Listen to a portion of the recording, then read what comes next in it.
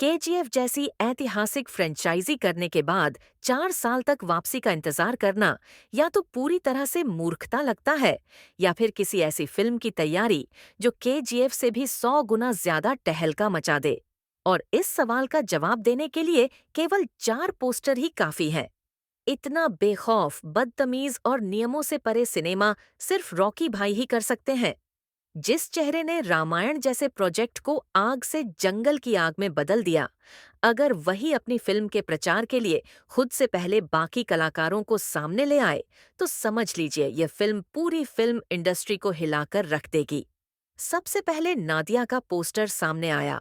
काले कपड़ों के पीछे छिपा हुआ रंगीन तमाशा दिखाई दिया। आंखों में काले आंसू और दिमाग में गहराई से भरा समंदर। इसके बाद हुमा कुरैशी का चेहरा सामने आया। तूफान से पहले की शांति का एहसास और बैकग्राउंड में कब्रिस्तान का दृश्य देखकर दर्शक चौंक गए। और अब तो तबाही पूरी तरह से तय है, क्योंकि फिल्म का सबसे ताकतवर किरदार सामने आ चुका है। नयनतारा गंगा के रूप में, जो अपने हाथों में खुद मौत लेकर आई है। एक दिलचस्प बात बताऊं, शायद आपको साफ दिखाई न दे, लेकिन इसी पोस्टर में यश भी मौजूद है। जरा खुद सोचिए, मैं आगे इशारा दे ही देती हूँ। यश से मुलाकात जरूर होगी, मानते हैं या नहीं? प्रस्तुति पूरी तरह से हटकर है, वो भी महिला किरदारों की। इतना बड़ा जोखिम सिर्फ यश ही उठा सकते हैं, जो खुद फिल्म में होते हुए भी अभिनेत्रियों को आगे रखते हैं। सोचिए, केजीएफ 3 के लालच को ठुकरा दिया। बॉलीवुड में जाकर एक बड़े यूनिवर्स का चेहरा बनने का प्रस्ताव भी नामंजूर कर दिया और धुरंधर 2 के सामने झुकने से भी इनकार कर दिया। और इन सभी फैसलों के पीछे सिर्फ एक ही वजह है, टॉक्सिक।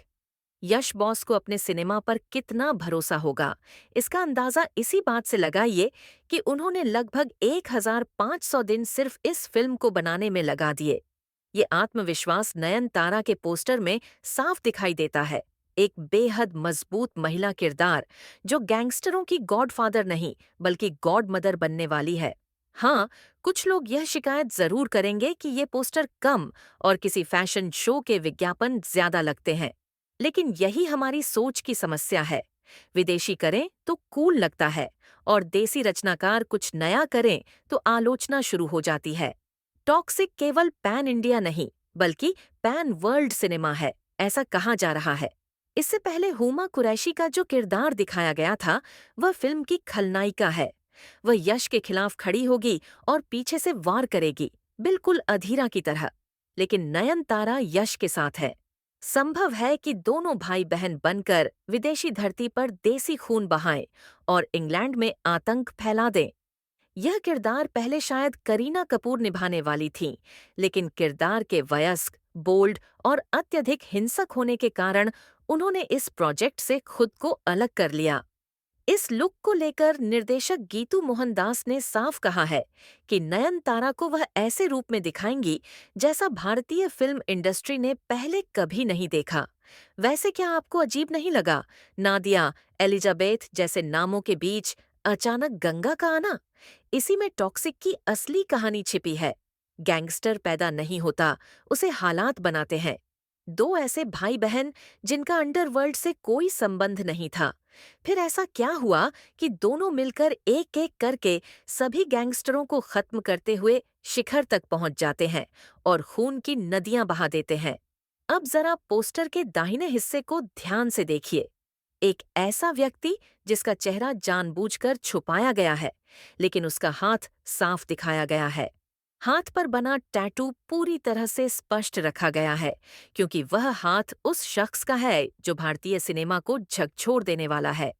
द मॉन्स्टर यश, जिसकी अब तक सिर्फ झलक दिखाई गई है, उनका पूरा पोस्टर अब सिर्फ 1 हफ्ते दूर है।